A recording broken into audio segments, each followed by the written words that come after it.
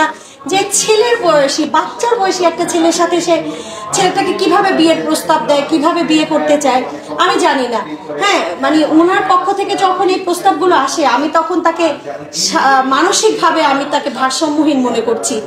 আমি আমার সাথে তার দেখাও হয়েছে, আমি তখন তাকে নর্মাল মানুষ হিসেবে যতটুকু বুঝতে পেরেছি, কিন্তু ওনার এই যে ধরনের আশা আকাঙ্ক্ষার কথা আমি আমার মক্কেলের কাছে শুনলাম, সে তাকে বিয়ে করতে চায়, এই ধরনের এই মামলাটা দিয়ে তাকে আটকে রাখতে চায়, তখন আমার কিন্তু তাকে একদম পুরোপুরি স্বাভাবিক মানুষ মনে হয়নি, মানসিক ভারসাম্যহীন মনে হয়েছে। ঠিক আছে, না এখন আর নারী নির্যাতন মামলা করার কারণ ওনাদের কোনো বৈবাহিক সম্পর্ক নেই, আপনারা জানেন ওনাদের কোনো বৈবাহিক সম্পর্ক নেই। আমি আমার মক্কেলের সাথে কথা বলে যেটা জানতে পেরেছি, তাদের একটা ব্যবসায়িক লেনদেন আছে, তারা ব্যবসায়িক কাজেই একসাথে কন্টেন্ট মেক করতো, যার কারণে তাদের একসাথে চলাফেরা, একসাথে খাওয়া দাওয়া, যাই হোক এক্সেট্রা এক্সেট্রা। তো তাদের কোনো বৈবাহিক সম্পর্ক নেই। এবং আমার মক্কেল আমাকে যেটা ক্লিয়ার করেছে যে উনি কিন্তু লায়লাকে কোনো ধরনের কমিটমেন্ট কখনো দেয়নি, এবং উনি নাকি লায়লার প্রিভিয়াস লাইফ সম্পর্কে কিছুই জানতো না, যার কারণে উনি না বুঝেই লায়লার সাথে একটা ভালো সম্পর্ক স্থাপন করেছিল। পরবর্তীতে যখন জানতে পেরেছে যে লায়লার ওই ধরনের প্রিভিয়াস একটা লাইফ স্টোরি আছে, তখন নাকি মামুন লায়লাকে অ্যাভয়েড করা শুরু করলো। এবং আমার যেটা ধারণা সেটা হচ্ছে মামুনকে আপোষে কাছে রাখার জন্য বা মামুন ওনার সাথে আপোষ করবে ওই চিন্তা ভাবনা থেকেই মানে মনে হচ্ছে লায়লা মামলাটা করেছে এবং কন্টিনিউ করছে। এবং আমরা আমার মক্কেলের সাথে কথা বলে যেটা জানতে পারলাম, লায়লা তাকে আপোষের জন্য বারবারই বলছে এবং বারবারই তাকে শর্ত দিচ্ছে, তুমি আমার সাথে আবার আগের মতো সম্পর্ক স্থাপন করো, আমার সাথে আবার কাজ করো, আমার সাথে আবার ভালো সম্পর্ক রাখো, আমি মামলা তুলে নেব। এবং সবচেয়ে মজার একটা তথ্য আপনাদেরকে দেই, আমার মক্কেল মামুন সাহেব কিন্তু জানতেনই না এই মামলার কি পরিস্থিতি। তিনি কখনোই আদালতে হাজির হননি। কারণ কি, লায়লা তাকে বলেছে তিনি মামলাটি তুলে নিয়েছেন এবং বলেছেন যখন আমাদের আপোষ হয়ে গেছে মামলাটি তুলে নিয়েছি, কিন্তু সম্পূর্ণ মিথ্যা একটা কথা তখন বলেছে। আসলে মামলাটি তুলে নেয়নি, উনি কিন্তু হাজির হয়েছে আদালতে, যেটা মামুন সাহেব জানতেন না। তো উনি জানার পরে গ্রেপ্তারি পরোয়ানা যখন ইস্যু হলো তখন উনি মামলাটি সম্পর্কে জানতে পারে। মামলাটি এখন বিচারাধীন আছে। আমরা মামুন সাহেবকে উপস্থিত করেছিলাম আদালতে, আমরা ওনার ডিফেন্স কেস উপস্থাপন করেছি। আদালত সন্তুষ্ট হয়ে মামুন সাহেবের মামলাটা ওনাকে জামিনে মঞ্জুর করেছেন। যদি খুবই আইনগতভাবে বলতে হয় তাহলে বলবো মামলাটি একদম মিথ্যা, বানোয়াট, কাল্পনিক গল্প কাহিনী সাজিয়ে মামলাটা করা হয়েছে। যেটা হয়েছে সেটাকে অতিরঞ্জিত করে বলা হয়েছে, যা হয়নি তাও বলা হয়েছে। এটাই।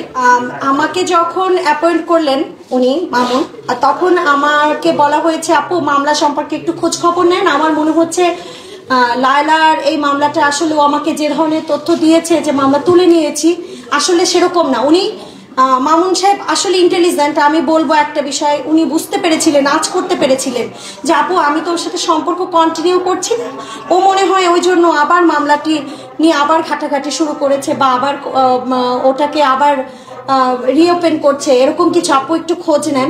তো আমি খোঁজ নিয়ে যখন একদম খোঁজ নিলাম, একদম ধার প্রান্তে খোঁজ নিলাম, একদম শেষ দিন আমি জানতে পারলাম যে ওয়ারেন্ট ইস্যু হয়েছে। এবং আপনারাও বিভিন্ন চ্যানেলে নিউজ ফিডে দেখেছেন।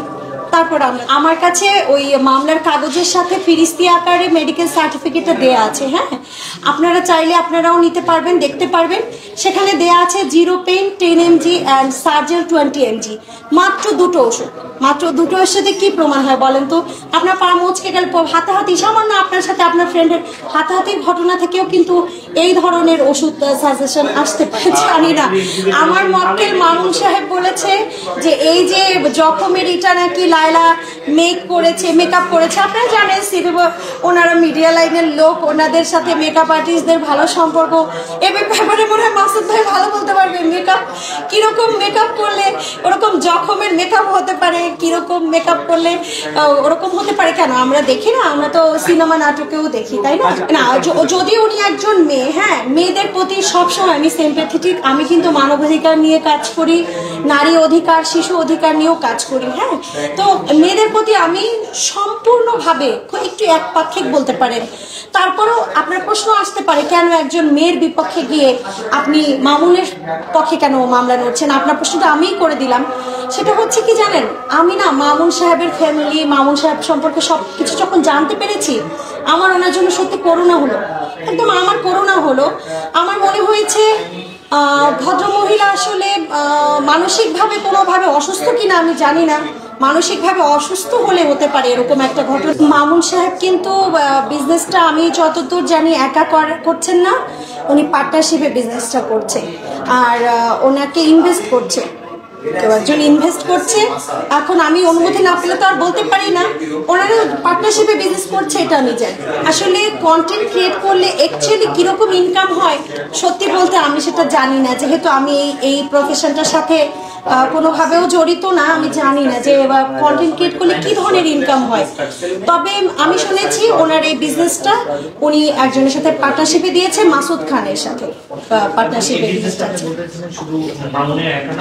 হ্যাঁ হ্যাঁ হ্যাঁ, সেটাই শুনেছি, আমার মক্কেল আমাকে তাই বলেছে।